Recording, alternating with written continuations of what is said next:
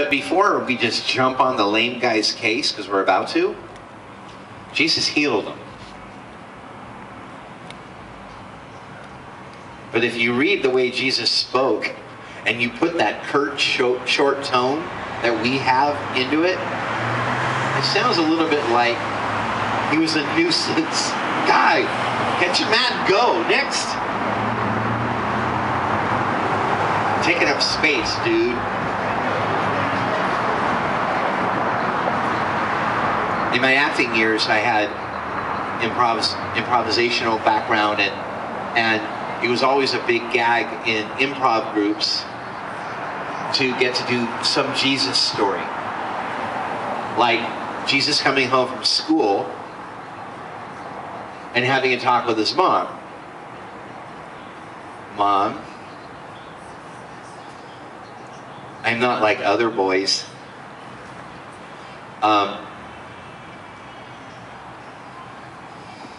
When Barabbas fell off the jungle gym, he was screaming and this white thing was sticking out of his knee. And when I walked over, it went away. Now he won't talk me down. None of the boys will talk to me. They say I'm a freak because I did something to Barabbas to make him okay. Mom, why am I different, Mom? And, you know, this was always very funny. People would come up with the best scenarios. Digressing, my favorite scenario was the Noah story. Noah comes home, sits his wife down and goes, honey, we need to talk. We're kind of going on vacation. Okay.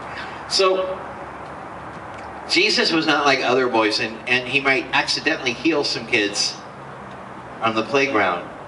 And I keep thinking of that scenario with the guy with the mat, the lame dude. And Jesus was like, ah, you're in my way, you're healed. As opposed to, wow, I've never seen such faith, not even in Israel. I don't see that in this story. I see him swatting him like a fly. Again, I'm speaking from my heart. I'm not claiming theological accuracy. If you can actually prove which version is the truth on this one, please write me and tell me. I'd be very curious to find out. Because I think I'm right, of course. But don't we all? So, the thing that really spoke to me today was, I can cite 3 people who may not have the control to change their circumstances that are being ripped away from blessing or salvation or newfound purpose and expression in God. And then there is someone sitting by the pools of Bethesda, waiting for someone else to come and fix them and make it okay. My burning question is how did he get to the pool in the first place?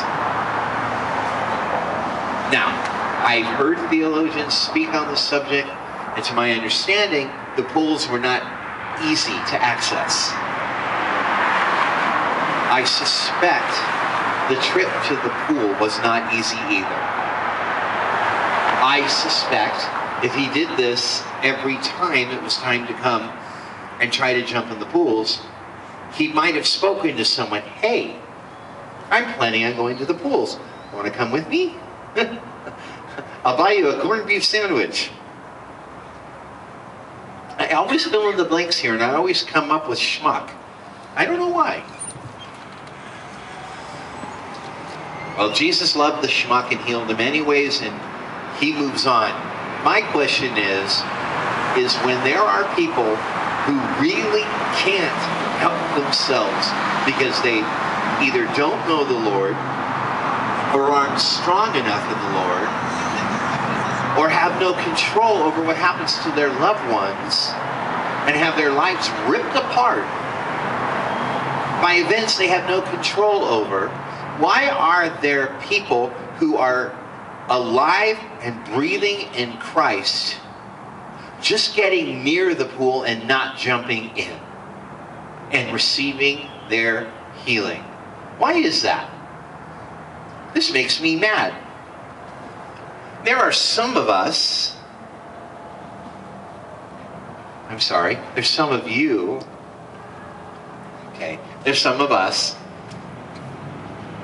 that don't let a day go by where they don't pray for their own healing or the healing of someone else. There's some of us that it's their life's work to be healed or to see someone else be healed.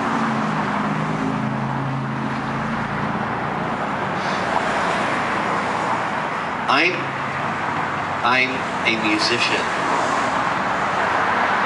Actually, I'm not a musician. Ask any other musician. Musicians carry stuff. I don't carry stuff. You put me in a band, a band won't even ask me to carry stuff. They smell me a mile away. They know exactly what I am. I'm a frontman, rock star, diva person.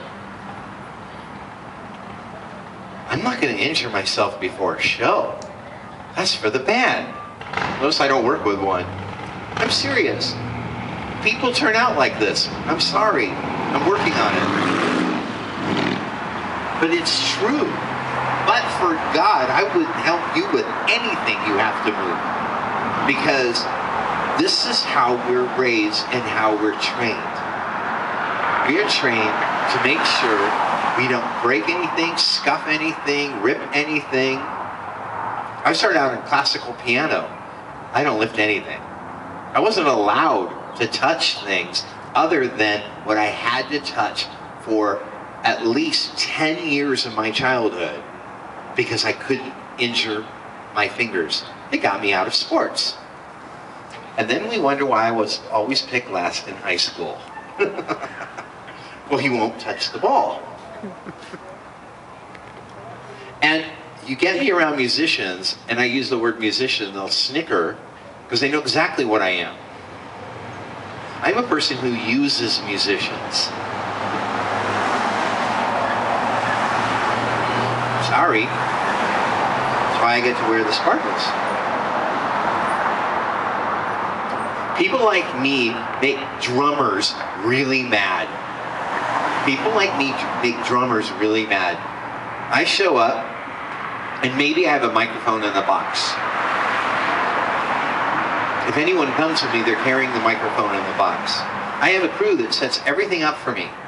I haven't touched any of this stuff in so long, I'm not even sure what to do.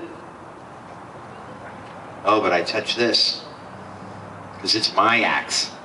It has to be perfect. Well, someone who has a truck full of equipment that they have to set up, and it takes longer to set up and tear down than the show is, finds people like me rather annoying. Because I'm wandering off and I'm getting my picture taken with people and I'm signing autographs and I'm being the little starlet, and they're sitting there breaking a sweat and the show hasn't even started. And if I had a band, the drummer would sweat a lot more than me and probably get no attention whatsoever. And people like me get on people like that's nerves. Well, God made it fair. Because people who do not spend their lives aggressively pursuing their healing in the Lord get on my nerves. They're the divas and I'm the drummer. And they make me mad. Because there are people who cannot do this for themselves. There are people that cannot control their circumstances.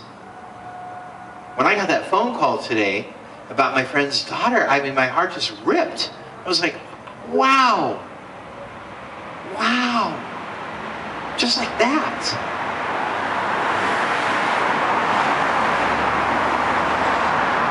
We wouldn't wish that on our worst enemy. And lo and behold, someone really amazing that would have been here tonight. Instead, this just had their whole life turned around by circumstance.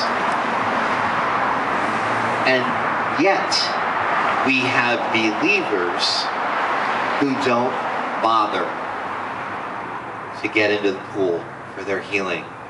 That they're waiting for someone to come in and drop them in and fix them.